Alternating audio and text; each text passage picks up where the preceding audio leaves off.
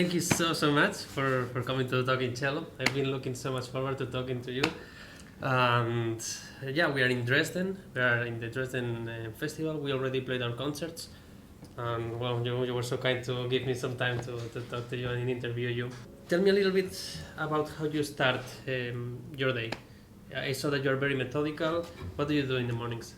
I like to warm up usually for 30 to 45 minutes, just Okay. a lot of solid technical work. I think the first thing that I do is I just play a D major scale. That's kind of like my morning prayer. That's your key. Yeah, and then I'll go through 5 or 6 scales slowly, usually 1 or 2 notes per bow. It's kind of sostenuto, mezzo forte, and just to help me feel connected to the sound. All right. And, that's kind of the beginning of my warm-up. Do you play the scales with vibrato or without?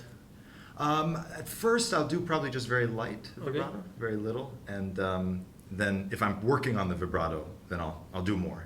Work on the speed or the consistency. How do you work on vibrato? Oh well, I think that vibrato for me is one of my weaknesses. So really? I'm sure no one can agree with that, but please tell me more. Well, so I think for me, one of the big things is being conscious of the direction of the vibrato, because one of my bad habits is that I vibrate above the pitch a little bit too much. So I remember I was playing for someone and they pointed out, I was doing the Dvorak Concerto second movement, and they pointed out at the beginning I was it was making my pitch bend a little bit too high. So when I practice scales, I try to think a lot about just kind of having The other way. warmer sound, especially on the lower, and then hearing the oscillation, the back and forth of the sound at first, and then of course controlling the speed. Okay. Faster, slower. So. Is there any exercises that you do, or do you just play the pieces and try to find it there? I think that people have given me I remember there's some starker exercises where you kind of do bounces, but but for me it never really did anything. So I just like to hear, And actually one of the things, so I just heard your performance yesterday, and one of the things I love so much about your playing is the vibrato always feels like it comes from the passion of the music, And so I think that's exactly the right approach, that you always have to be listening to what the music needs first from the vibrato, and then give it the vibrato that it needs. Oh, well, thank you. Yeah, no, when I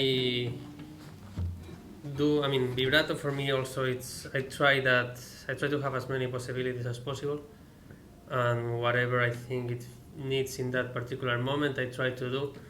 Of course, not always works, and sometimes, but I think the more possibilities we have, I think is the best, of course. Absolutely. And yeah, talking about yesterday performance, so yesterday I played Brahms, and one of the most difficult Brahms F's major sonata. For all the cellists out there, they know that the first movement is crazy difficult. One of the most difficult things is all these shifts. No, how do you work on shift, or have you played this sonata recently?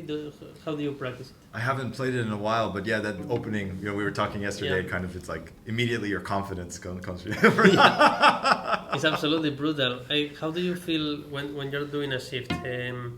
Where do you feel the motion is, or what is your focus on? So yeah, I think I like to divide shifting kind of into 2 categories. One is the shifting in the lower positions, like first through fourth, and then, I guess 3 categories. Then there's the shifting just in the higher positions, and then the shifting between, of course. And I think the most difficult ones are the ones that are between. So like the big shift in Brahms, which I won't demonstrate, or rather am unable to demonstrate. So for me, it's all about the position, feeling that the shift. My favorite example is this shift and this. They seem like really different shifts, but they're just the same shift. Okay. First position to fourth. It's just different fingers. So if you think in terms of position only, and then fingering second, then actually the total number of shifts that are possible are much smaller. Okay, that's interesting. If you can just master this position to this position, then the fingering is just a much easier variable to manage.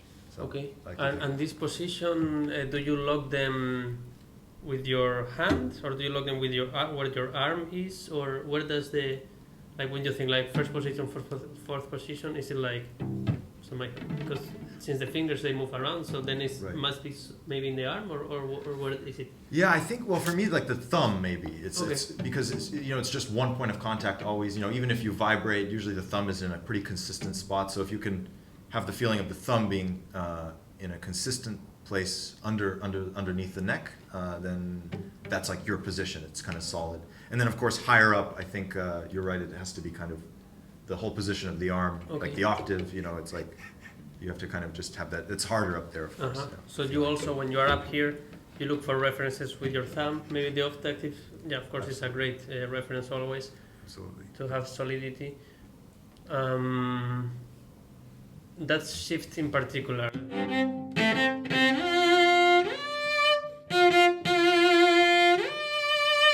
How do you work on that? Because I've been struggling with that one since many years. What I was trying to think these last few weeks that I was working on it, I was trying to feel this part of the arm. It's something that Helmerson talks a lot about, that this part of the arm feels really light, even though the fingers and everything is very strong, but this part of the arm must be really light when you shift. And I was trying to think this when I practice this. Of course, in the concert there is always a little bit of nerves, and the lightness can be compromised. Right. But I think about light. Do you think, and I also like to think sometimes I go under the fingerboard and up. How do you have any of these images or feelings in your arm, or you are more direct about it, or how do you do? I think I focus mainly on the feeling of lightness in the hand, because I think, I mean, it depends on the shift, but like often when you want to conceal the slide, if you release the pressure more in the fingers, then the shift is easier. But of course, sometimes in that shift maybe you want a lot of juice, so then you need to be more aware of the pressure. But actually that shift, one of the things I find so hard about it, because ordinarily what I would do to practice a big shift like that is just actually make it more difficult. So I would I would play some sort of double stop and then practice like, so I practice into that F thumb position. But the problem is that of course then you have to extend up, so you're no longer in the F position. So then there's that question of, are you shifting to this position, or are you shifting to this position and then extending? I see. And so that, for me, that's kind of what would go through my mind if I were to practice it, which I haven't in a while. But yeah, definitely a tricky one. Okay, that's smart. I will try to think it like that next time I play. But I mean, you nailed it yesterday twice. So. What else is difficult in this first movement? All the shifts, it's all kind of the same, like mi, sol, fa, mi, fa, sol, mi, si, la, mi, fa, sol, mi. When you have the shifting coming back and forth, anything else that you think about, or? That's I think the hardest when we have coming all the way back and forth, because it's easy for you to develop some tension here in the shoulder, like as you're going forward. Also feeling integrated, like I like to think it's easy sometimes to be like a little bit like a mannequin, where you can just take off the arm and everything, But I like to think we're all connected. So if you move here, then you have to kind of feel it on the other side, the opposite force in the body. So all right. Especially for big shifts like that. What about in your right arm? Is there something you are working on at the moment? Yeah, absolutely. I think. I was recording myself a few days ago playing some short pieces, and I was kind of struck. I think we all have this experience, like when you watch yourself, you realize that you've developed kind of these habits that you weren't aware of, and you're like, ooh, I'm not sure I like that. And so I was looking at myself, and I started having all these weird sounding point like inconsistencies, kind of like moving too much this way, or So what I'm working on now is kind of having more contrast, but within a smaller range of sounding point. And of course, you don't always want such a small range, but I think if you're relying way too much on this motion, then like for example in concertos, sometimes if you go here, it's just not enough power. So that's what I've been thinking about the past few days. And how do you work on that? For example, you just try to not leave one, like not go beyond a certain point, or how do you do that? Yeah, and just kind of be aware that every decision is deliberate and not accidental. Because sometimes, well, like in scales, I guess you could practice kind of playing here, but like at a softer dynamics, like kind of and really into the string. Mhm. But because especially if you're trying to make some really nice phrase, you might do something that's just it's a bit disorganized, basically. I understand. Yeah. So. Yeah. No, it's true. It's very important for quality. When the more you think about, like, nothing is random in the bow. Right. I notice that a lot. Whenever, all these great instrumentalists who has the most amazing quality, and when I want to bring more quality into my playing, if the bow is doing whatever it wants, it doesn't help at all. And what else are you working on? Which piece are you working on right now? So I'm working on these short pieces by Glier, Reinhold Glier. Yeah, so it's kind of very mysterious, but charming too. So just bringing character, and then Elgar Concerto in a few weeks. I'm doing it again. So What do you think about the Elgar Concerto? Have you played it a lot? Is it a piece that you feel comfortable with? Is it a piece that... I've only played it a few times so far, and I think it's a piece that it's very difficult to find the right pacing emotionally, throughout the work, because so many contrasts, and then of course you have the coda at the end, which is so intense. It's like all the emotion and power has to come through, and you've already done so much. But it's certainly one of my favorite concertos. I love the melodies. They're just of course amazing. The theme, of course, in the first movement, I think the most difficult part of it is to not make it sound repetitive. I guess all the time, find variation in it. Do you make video here? Yes. Oh, I'm so sorry. Don't worry. I have my clothes. Please go. Don't worry. We'll get this part. No worries. So in the Elgar Concerto, one of the most difficult things for me in the first movement, in the main theme, is how to not make it sound repetitive, since it comes many times. Right. And also the bowing, it can have the tendency of the da da da dee, da da. Right. This kind of. How do you go around that, or what's any tips there? It's as you're just mentioning that theme, I'm remembering something very funny that happened, because I played this at the very beginning of the pandemic. I played this in a masterclass for Stephen Isserlis on Zoom. He's one of my favorite cellists of all time, such a master. And after I played it, he asked me, "So what do you think is the most important beat in the bar?" Da dee da da dee da. I was like, okay, well, there are 3 beats. And I think that, there could be an argument made for, the second beat, because that's where the dum, bum, I think it's maybe the winds or something, they come in, or maybe the third beat, because, you have that tenuto that Elgar marks later. And he was like, well, it's interesting you said that, because I think that the first beat is definitely the most important. Oh, wow. And I was like, well, okay, there you go. Music is up to so much, interpretation. Or it was something like that, where it was just very funny, because I'd given all the options except the one that he thought was right. And I think that kind of sums up the nature of that passage, is that there's so much that's important, but at the same time, you have to make it seem all like Very simple, yeah. And of course, the original bowing is just one slur to a bar, but oh wow! But very few people do it. Although I did see Sheku Kane-Mason. He played it with the original bowing. It was phenomenal. Oh wow! I've never tried it. Have you tried it? Does it work? Just as a practice tool. Okay. But, I actually like to. There I change on the third beat, but sometimes, like, if you change here, instead of on the third beat, it can make it the illusion a little bit greater. It's a possibility, but I've also been criticized for that. So. Well, if they criticize the bowing, if they only have to talk that to talk about. And of course, the very famous second movement is also quite tricky. How do you work in this kind of bow stroke, or very fast It's tricky. staccato thing? Any tips?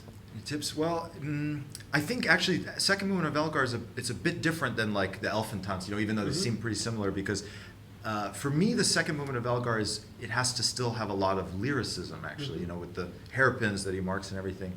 And my favorite recording of that movement actually is done by William Henry Squire. The guy who wrote the Suzuki Tarantella, the Squire Tarantella, but he was a phenomenal cellist, and I think he was the second person to record it after Beatrice Harrison. Wow.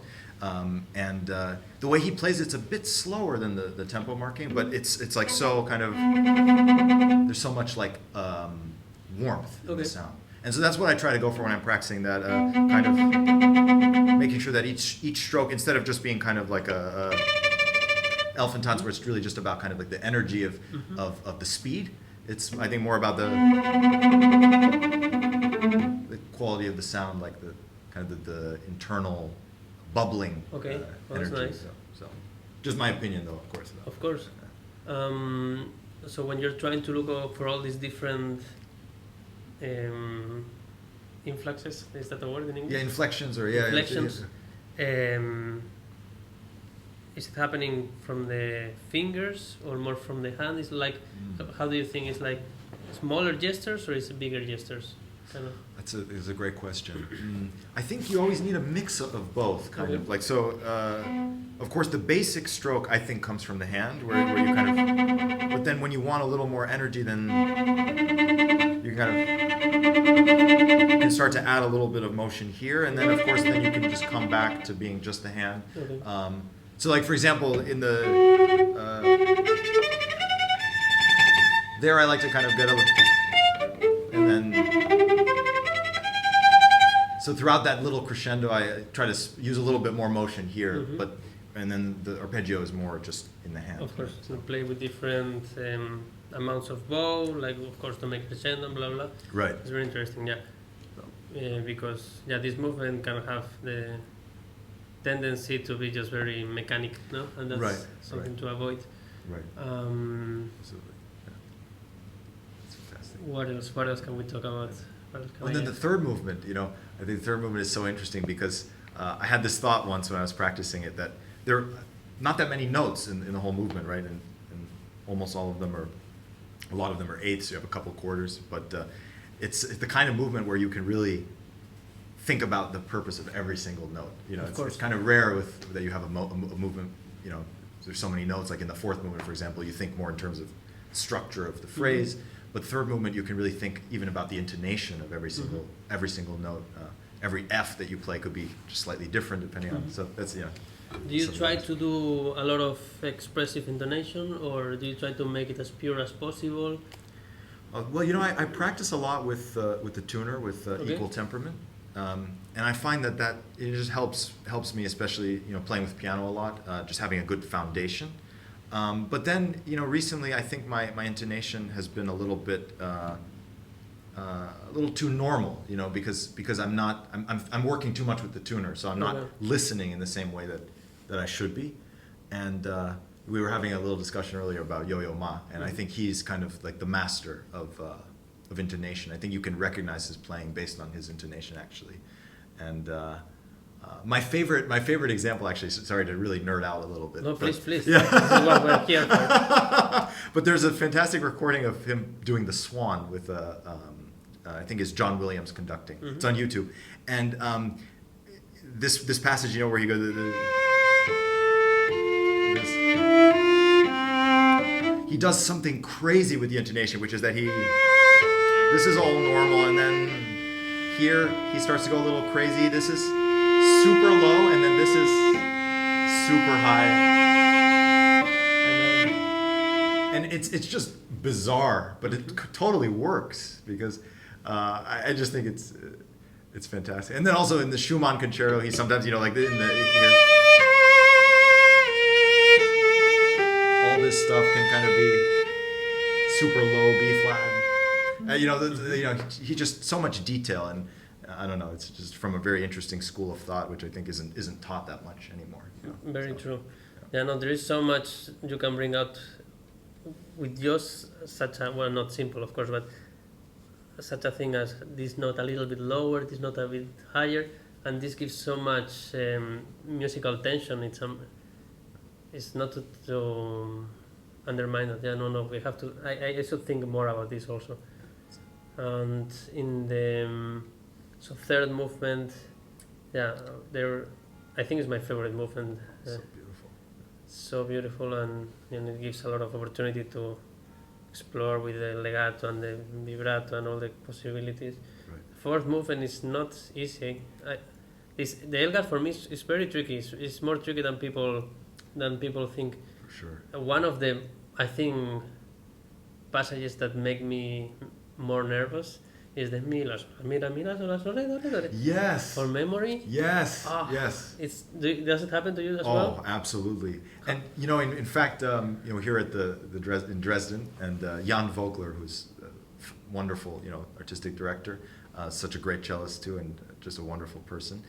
He was telling me a story about his teacher, Heinrich Schipp, that he was playing the Elgar, and he was worried about that spot, and he made a mistake with the memory or something, probably kind of like a little bit before because by the time you get there, it's a little easier, right?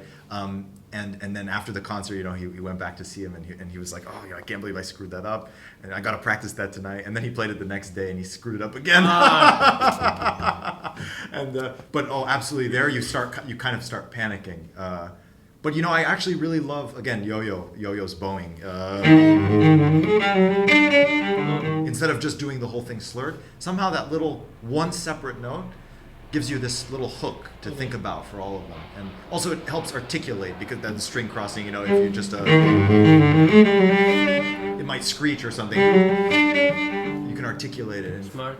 I think it's very smart bowing. Maybe it's not the most faithful, but that's the kind of passage also where I think you just kind of have to capture the energy of, because all the winds, all this stuff is just kind of mysterious, and it's not so much about every da da da da. Of course. So what I was trying to do recently is just to make it as musical as possible, and to follow all the harpings and I try to make it really legato and really expressive.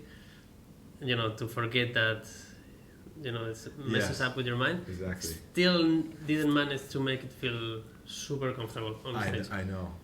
One other thing that I discovered, I kind of realized it pretty recently, that helped me a little bit with the memory, is that you're just going through the circle of fifths, because and then still F.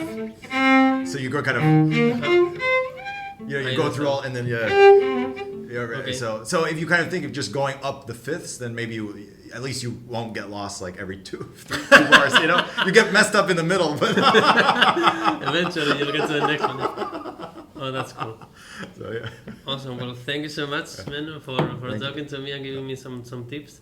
And to all of us, I hope everyone enjoyed the episode. It has been a while since I posted something, but please also check your Instagram and your do you have a YouTube page? I haven't seen. Yeah, only a few videos though. Okay, but your Instagram is so interesting. You have so many practicing videos, and I'm sure people will get tons of tips from there. Awesome. Thank you for watching, and see you in the next one. Thanks for having me.